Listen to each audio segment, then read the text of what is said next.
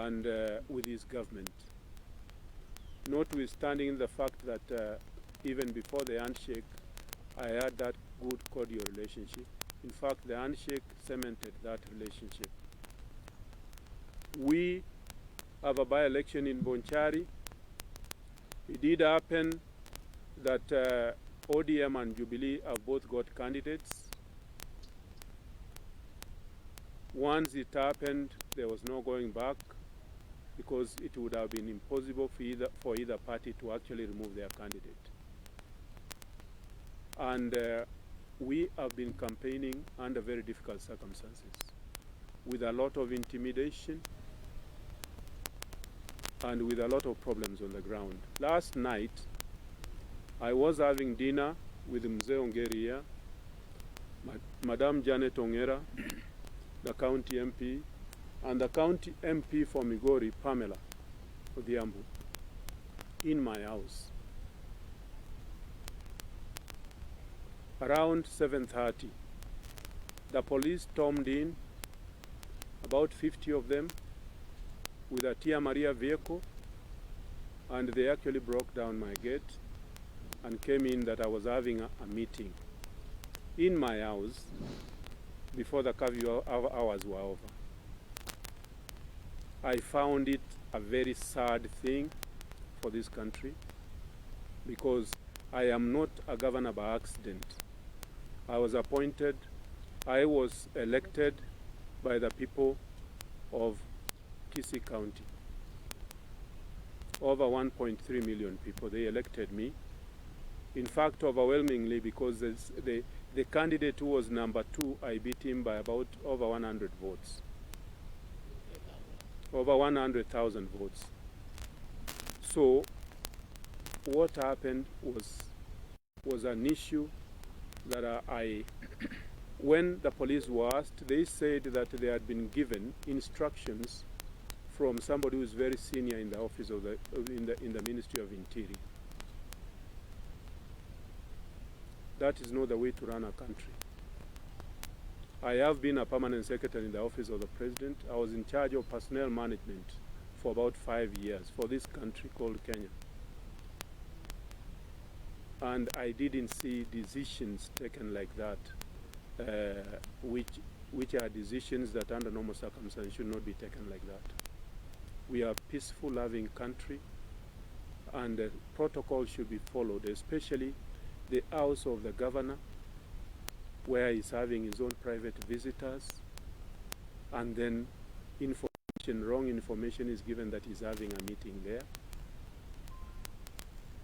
And police, over 50 officers, storm in and break down the governor's gate and get in, is something that should not be allowed in this country.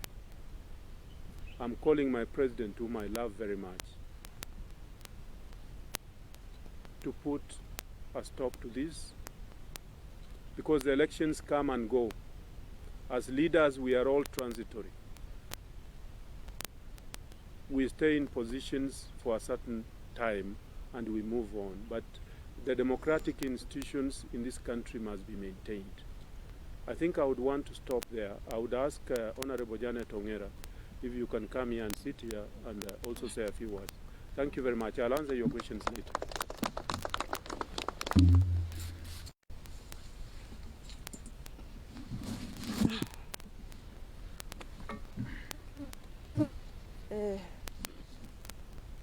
Members of the press, we are indeed very disturbed and shocked. We have been campaigning on the ground in Bonchari with my colleagues here, members of parliament who are here, and our Secretary General and ED, and our Senator and the Governor. What has shocked me that throughout this campaign, the teams that have been leading have been followed by police officers armed to the teeth with tear gases and truncheons, and tear gassing innocent women, pregnant women, and children. Yesterday, what saddened me is that a woman who was expecting fell down when she was tear gassed. This is not the way to look for votes. It is indeed shocking that they can even raid the house of the governor. What kind of politics is this? And myself, governor has been very polite I want to put it squarely. My friend Fred Matiang'i, do not misuse your powers. When the state has given you powers, use them right. Do not misuse them. Campaign in a civil manner. If you are supporting your Jubilee candidate, come and walk about. Do house-to-door campaign the way we are doing it. Secondly, I am demanding from IBC to tell us why did they set up a by-election and they cannot allow us to do voter mobilization. Can the returning officer tell us? And thirdly, I am demanding from the government, whoever who is in charge of these security agencies, can you tell us why did you allow IBC to start a by-election when you knew there was COVID? Do not misuse COVID. There is a by-election going on where is that? In Juja. How come they are not chasing people away saying that there is COVID? A by-election was done in Msambweni. How come they never said there was COVID? In Matungu. How come there was no issue of COVID? And lastly, why is it that the Jubilee candidate Opore is 24-hour security and campaigning, including going at night, and is never arrested? Yet all these other candidates are being tackled every day. Thank you very much.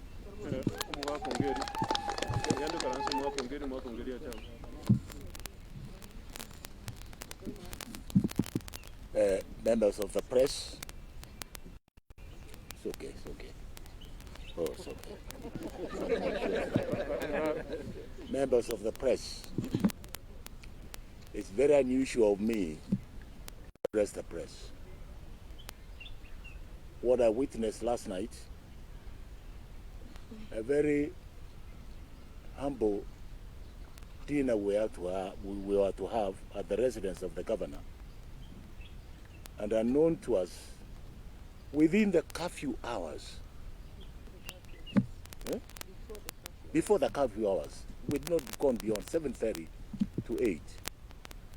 I hear a big bang on the door. The next thing we see police officers coming to raid the residence of the governor. So I ask a very simple question. What were they coming to do? Is it not considered polite that you ring the governor of the county, and even if there was an allegation, tell him that we have heard about this, and give the governor the first chance to be able to tell you what it is? But storming a residence of a governor, a constitutionally elected governor, I find this to be totally obnoxious, to say the least. I've espoused peace. I preach peace, and I preach orderly society. I sat in Serena, and I asked, one of the things that we carried out in Serena is for this country to be governed under the rule of law. And the rule of law requires that you give a fair chance to both parties to express their opinion. I'm not a stranger to government. I've been a minister for many years. I've been an ambassador for more than 10 years. I've been a professor at the University of Nairobi. And I've respected authority throughout my life. And I will continue respecting the authority throughout my life. But when the authority goes beyond the excesses that I saw last night, that is totally unacceptable. It is totally unacceptable. You cannot come and disturb orderly people. This is a campaign period. The campaign window is still on until Saturday. And therefore, every candidate has a right to persuade voters to vote their direction. In this case, I have a right to persuade the voters to vote for my candidate, Engineer Omeke, whom I believe quite strongly he's in the lead. what I'm seeing now are maneuvers to try and create chaos, confusion, so that the voting can be compromised. Sure. It's not going to happen because I've been around, I've gone around, and the resolve of Bonchari people that I've seen in their faces, in their utterances, is going to shame them. Give the people of Bonchari their constitutional right to vote for the candidate of their choice. Don't try and maneuver and manipulate results. It's not, you may have a temporary relief that you've won, but I can assure you, in my experience, you have lost it all. You have lost it all because you must understand where people are coming from and where they're going. There are different seasons. Seasons when we must play like now, and seasons when we must sit and relax. And we don't hate anybody. We love everybody. We want to work with everybody. But when you start putting your finger into my nose, then I must react. The only way I can react is to appeal to the voters of Bonchari that if you had any doubt, your candidate is Engineer Oimeke. If you had any doubt anywhere whatsoever, your candidate is Engineer Oimeke. Let us for once show Kenyans that we are a mature population in this Kisii land. And the decent thing we can do is to have decent elections. Absolutely. That's all we're asking for. And I know of other arrangements which I've had, I've seen, I've witnessed. Even when I drove here this morning, I received very critical information that manipulation of the voter turnout and the voting pattern is going to be manipulated. We are not cowards.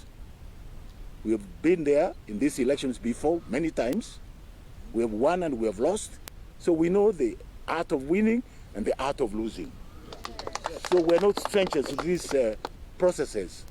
So I appeal to the IBC, take charge of these elections. I appeal to the security forces. Ninyi ni watumishi kwa wote. Play your rightful role as watumishi kwa wote. Don't favor anybody, but ensure that there is a peaceful coexistence by every party. And I appeal to the electorate of Bonchari. Don't be upset, even if they chase you from the line to come and vote. Insist that you want to vote for your candidate of your choice. God bless Kenya, and God bless Kisii land. It's my pleasure to invite our Secretary General to read a statement. Can you come and sit here?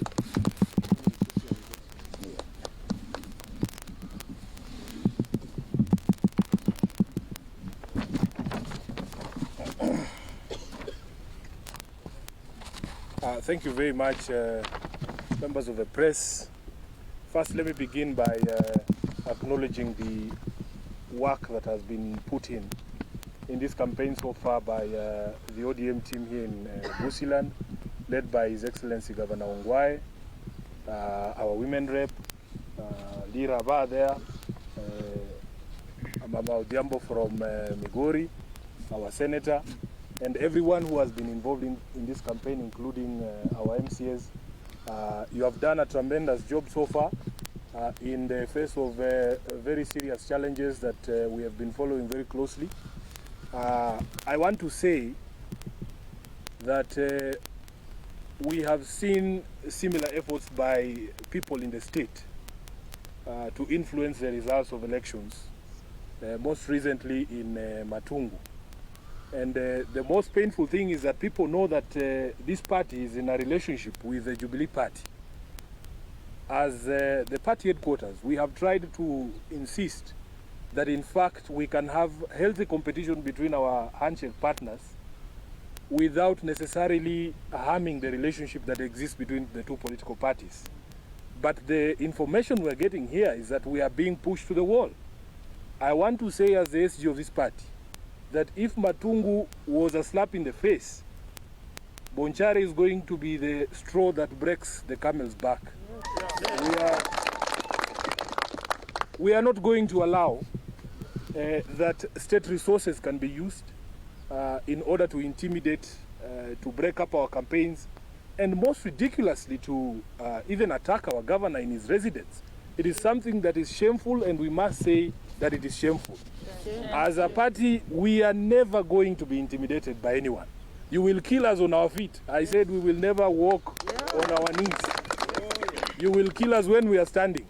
We will not kneel down for anybody, including these so-called regional kingpins that are being created by the state. So I'm going to read this statement, and then we will take questions from you. This is a statement by the ODM party regarding ongoings in the Bonchari campaigns and the impending by-election on Tuesday. They say desperate times call for desperate measures. As the ODM team and our candidate, Engineer Pavel Oimeke, opens an unassailable lead in the race for Bonchari Constituency National Assembly seat in the by-election to be held on Tuesday, May 18th, desperate and unorthodox responses have been directed at him and the entire ODM campaign team. Yesterday, police wielding guns, truncheons and tear gas stalked the campaign entourage led by Kisii Women Rep, Honorable Janet Ongera, and brutally dispersed at least 4 peaceful town hall meetings. When the MP and leaders accompanying her confronted the police to explain why they were unlawfully trying to disrupt peaceful and lawful democratic processes, they said that they had instructions from their superiors to do so.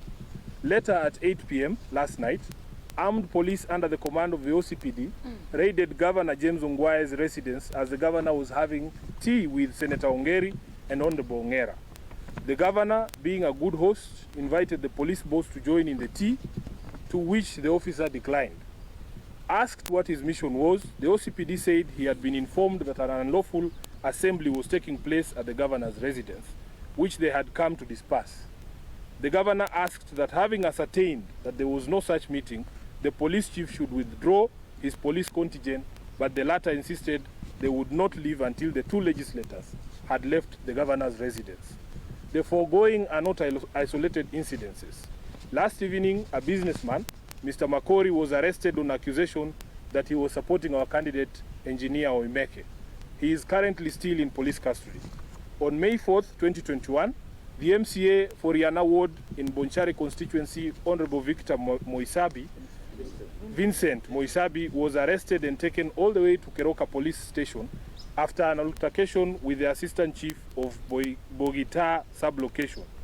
We have it on authority that as our candidates' meetings were being disrupted, a top national government official was holed up in a secret meeting with senior Ngao operatives at Eco Resort in Bonchari.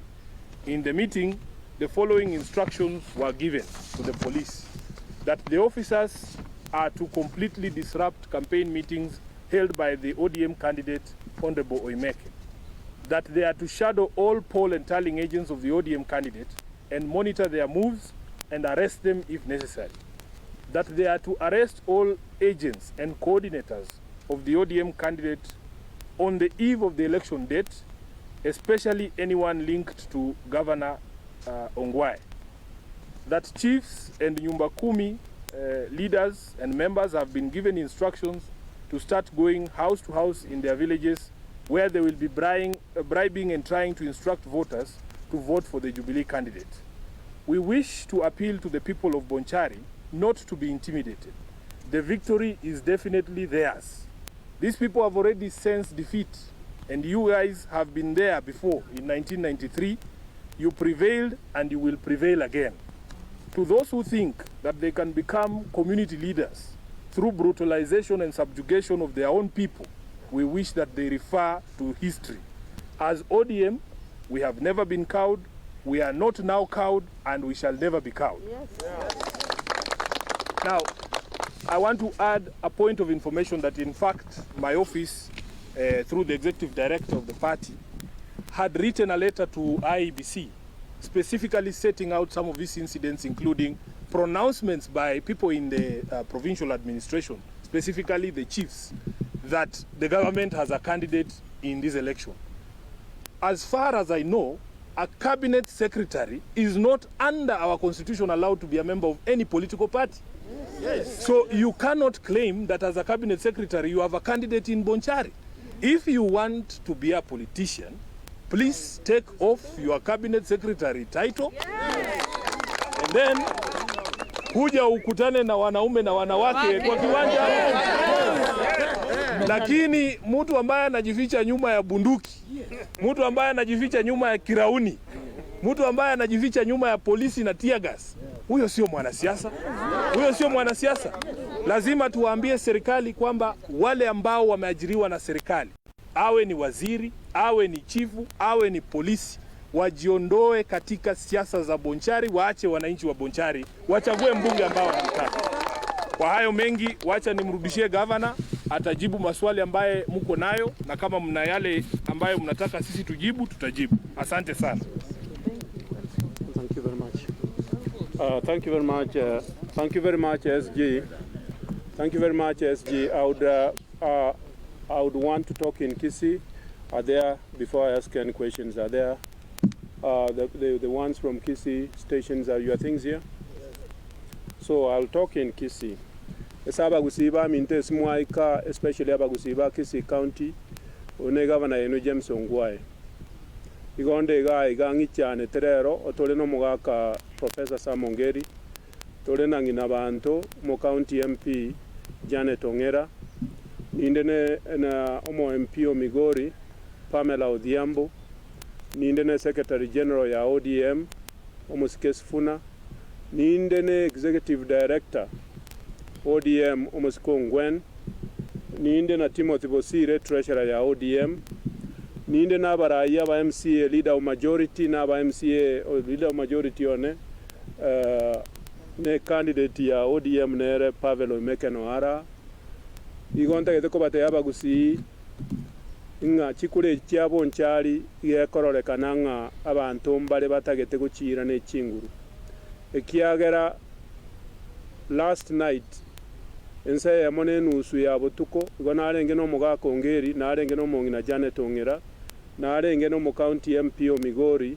Muswati Pamela Odhiambo tokoria endagera ya marogoba gusedina igesongo bwone abasikali yanga misini bagacha bagako murangu we entrance bagaswaime bagatebanga igombwate meeting ngabate bigombwate meeting bakaruwa bagaselio mo akongeri asoke korubone bagaselio mongina Janet no mo MP inere asoke korubone nchenta gete ko batebiga bagusie smwaika mongete gasi na bakolere gasi for 9 years na ende na kolere gasi yo indo monto mo ntabu atimangana mange kiara ntagete omorembe ga Kisii County na kolete gasi enene uno permanent secretary in the office of the president na ene nkabo monne bwa balimu egasi na etwe ekiagera twatebe tigunga omonto omonene korwe ministry ya interior oromo gusi ne roba tebe tinga bache gagu bache buone igon ntagete ko batebe nganje kerona arenge gasi na arego kore gasi na beta office of the president na bwate chinguru chinene na arenge in charge of personnel management egento na kolete saba gusi esna rekorra gento getabwati monyene nabona yagote yo mugusi na twa omugusi nero Kenya kena abeto mwalimu abalimu bago kana na rengu mone bwa abalimu bago kora kigasi abange mbamanyite ogokonya na rweto ekero omugusi yo itaire gasi igagwenete kogenda iguru arinda abagusi abarigerie ebintu amangana ayogocha nkaga igakorete ikwirinde ebintu ebiririe kabiri ebyo n'ebintu ebibe nanto gwente gukana buno omugusi ntagete mbori abanchari omumuro oyo Pamela omeke togokani gunto omu campaign eria kwani nekerenta nare Bonchari pamele umekene kerenta nari Bonchari inche natebiri abanchari nga candidate yane nandi munyigwe abangina n'abagakana n'abantu ba Bonchari nkoibora muri abana omuibore to mwana osomete uri engineer ukuru Pavel Oimeke tigaye guribaga naenda campaign yonda atari kumurwania atate kumurwania nkoba kerambi yamono naende nkoba tayaba gusiba minto gaki ntobwate corona yenero levels yo chire very high iga chire almost 40% muisonda abantu bapimwa ange abantu ange 100 abantu 40 obarwarete igo percentage yigere very high nkoba boli kimuranche mu sanitize muabeka chi mask naende mwa keep distance motigare buya naende nyasaba konya. Thank you very much. Any questions now? Any questions? Yes.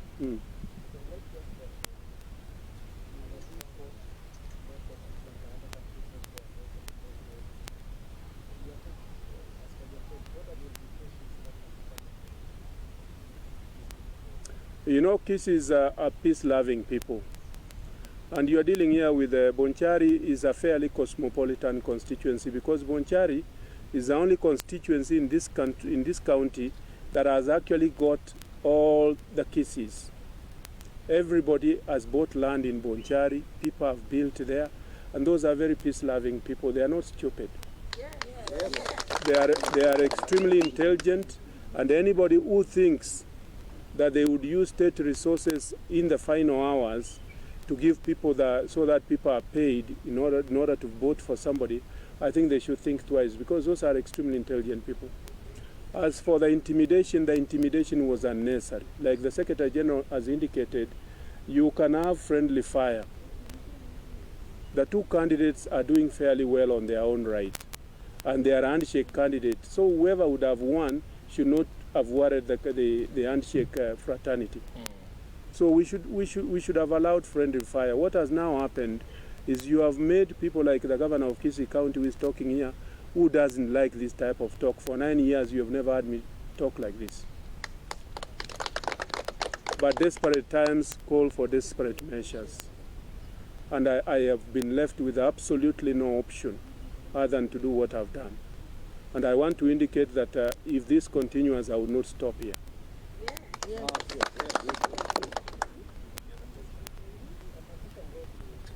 Yes. Yes.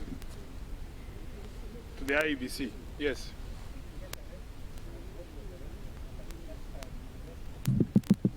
You know, in the usual manner of see no evil, hear no evil that has characterized the leadership of Wafula Chebukati, he wrote to us a response throwing the responsibility of reining in these rogue state officers to the office of the DPP. We do believe that offenses that are happening in the context of a by-election should be handled at his level as the chair of the IBC. And Madam Ongera has said here, in fact, we want to leave this press conference and go and see the returning officer for Bonchari. Let him or her tell us whether we will have an election on Tuesday or not. So that if we are not allowed to campaign, then really they should tell us that there is no election on Tuesday. We have conducted more than a dozen elections under these COVID circumstances. We did Msambweni very well. We conducted by-elections in Matungu. Why is Bonchari different? Why is Bonchari different? And by the way, even in those areas, we have cabinet secretaries. It's just that those cabinet secretaries are not in charge of the guns.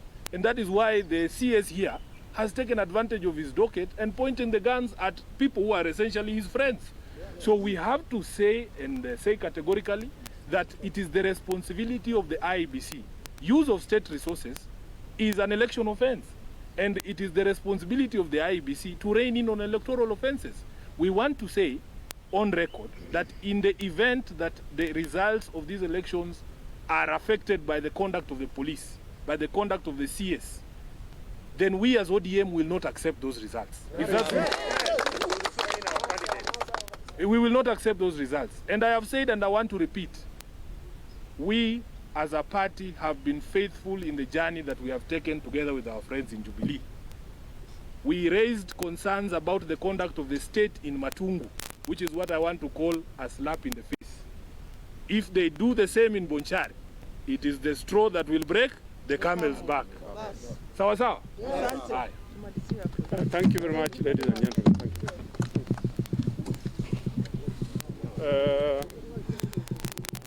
Ngayo yondale Jeff.